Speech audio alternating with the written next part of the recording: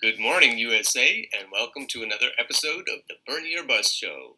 Unshaved, unbathed, unedited, and unscripted, fueled by good coffee.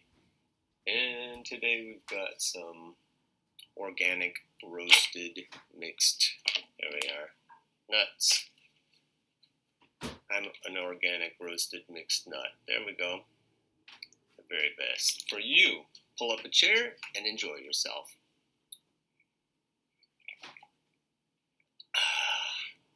Today we've got a continuing saga of this survey. This is where we are now with 1.5k votes. I'm still urging people to share this survey because it's the crux of the matter, as I said yesterday. Kathy Copeland Padden has this to say about people who will vote blue. I love Bernie, but I'll vote for the eventual Democratic nominee no matter how hard they suck. And I urge you to read this yourselves. If you can't see why proclaiming you'll vote blue no matter who is waving the white flag of surrender even before the battle is fought, you have no business going within 100 miles of a voting booth. This dim-witted philosophy is directly responsible for the piss-poor governance we find ourselves with today. Decades of lesser evilism voting has shown the establishment you'll meekly accept whatever garbage candidates they throw at you. The other thing is, the vote blue no matter who people, this is something that Kathy hasn't talked about, is the rural divide, the rural-urban divide. We've got this betrayed and outraged winning the rural vote in today's political climate. And this is the part that we need to put together with the vote blue part. The vote blue part, I've said many times, is elitist. The leaders, especially the think tank people and the Hollywood people and the Clinton machine, are elitist. They don't give a shit about rural voters. They don't care about the heartland of America. And you see this in the trade agreements, in the transnational corporations bleeding not just workers in the United States, but bleeding the entire world.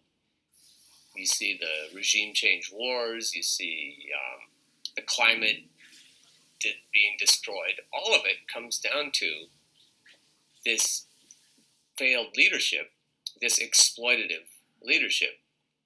And what the vote blue people have, the trap they've fallen into, is believing that Trump supporters are a bunch of deplorables, believing that that other people are the problem, which is what the vote blue people have always blamed Republicans for. Blame migrant workers, blame welfare moms, blame people who wear things on their head coverings and so forth. Blame other religions, blame other races, blame women. And both sides of the political aisle have encouraged voters to blame each other. And the vote blue people are just as guilty as other people.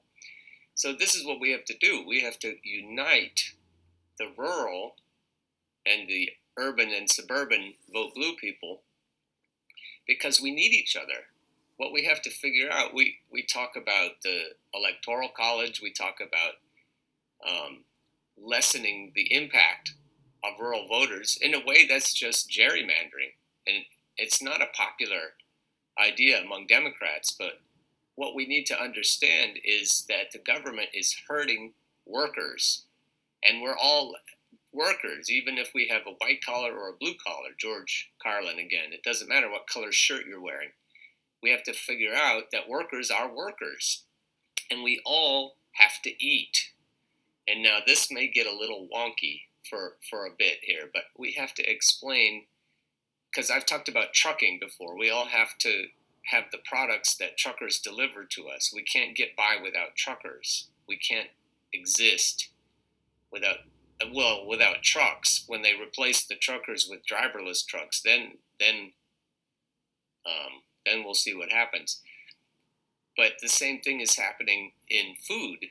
The automation in the food industry, and the fact that there are so many fewer, there are far fewer farms, independent farms. There are fewer independent truckers. There are few independent grocery store owners. The big mega companies are squeezing out the small people, the small family companies. In the early 1970s, America had about 600,000 traditional dairy farms. And I want you to understand, as I'm giving you all this specific information about dairy farms, that I'm really talking about every kind of small business owner, independent truckers, independent anything, small grocery store owners, anybody who has their own business with a few employees. So we went from 600,000 traditional dairy farms to about 40,000 since the 1970s. Now we'll talk about milk production.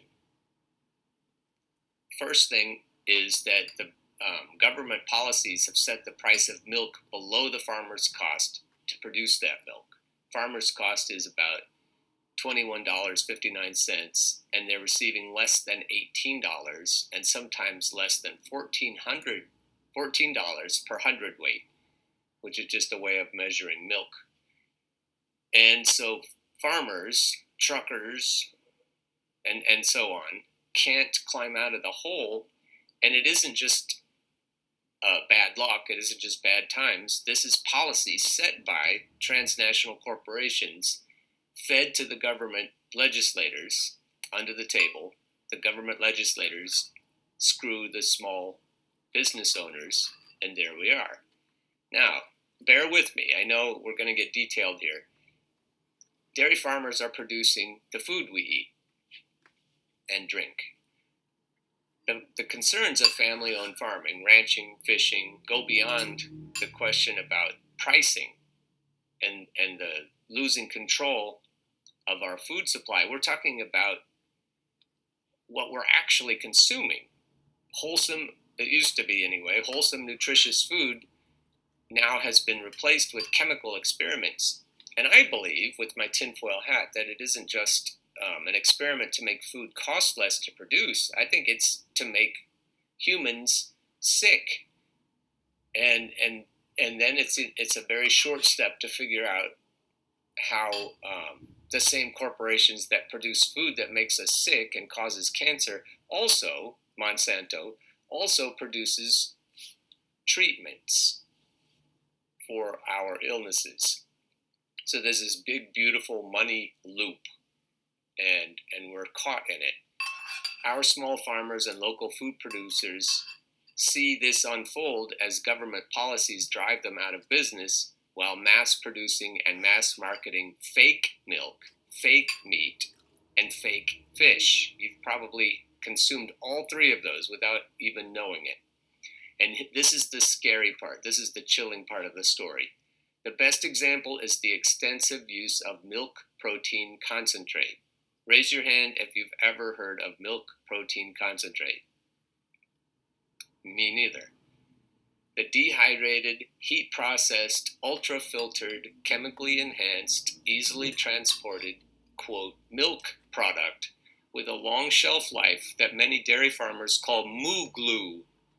We're consuming moo glue, and now finds its way into far too many foods. Slimy tasting, individually wrapped, quote, cheese slices are MPC.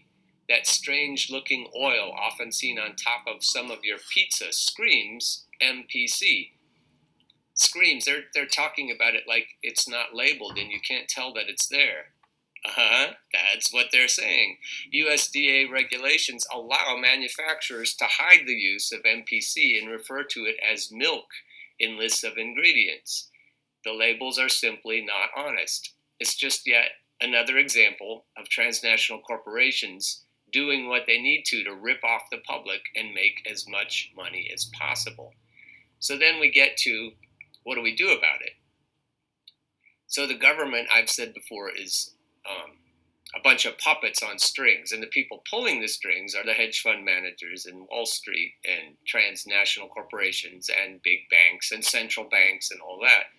And there aren't very many people pulling the strings. Fewer string pullers than puppets. And the puppets, we'll do our best to try to get better people in there, but I keep saying, it keeps becoming clearer and clearer when I see this kind of chicanery, that we need to actually take away the power from these big money people. And that's where Bernie Sanders comes in, because none of these jokers down here, Wall Street Warren, Crime Bill Biden, Kamala the cop, and their ilk and their like, nobody that the DNC is going to put in front of us is going to take on these big money interests. It has to be done. And it may not be solvable by voting. It may be only solvable by massive work strikes.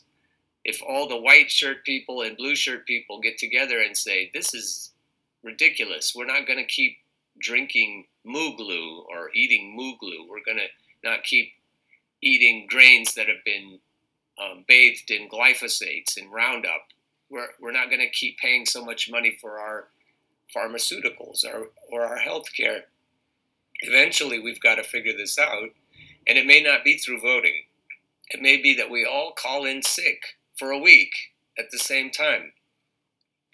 But then what we need to do is be sure that the people in charge, the string pullers, not the puppets, are removed from power. It may be a long and bloody ordeal, but we have to get down to it. And the only way we can do it is if everyone knows what's going on. Even if it's something small, a detail like moo glue, our outrage has to rise to the point where we're willing to say enough is enough. Now, the media blockade is the main thing in between us and this end. If this kind of information were available on the news every day, it wouldn't take long and the whole thing would topple. Everything would come crashing down. But the media not only keep us from this news, they feed us other kinds of information that are designed to keep us simmering in our pot, keep us unwilling to jump out. And the media are the main thing in between us and freedom. So the best thing you can do, besides calling in sick at the same time everyone else does, if it comes to that, is sharing this kind of news broadly. The kinds of people I support, the kinds of people I feature on the Bernie or Bust show. They need, all of these alternative media sources need to be broadly shared. And that's where you come in. So please use your Facebook until they just screen all this stuff. Use your YouTube, use your Twitter, use Reddit, and get the word out the best you can. I know that I sound a little more urgent than usual today. I don't apologize for that. I want to be lighthearted. I want to keep your spirits up. But what we're facing is serious, and we have to figure out how to get to the bottom of it. Keep on burning.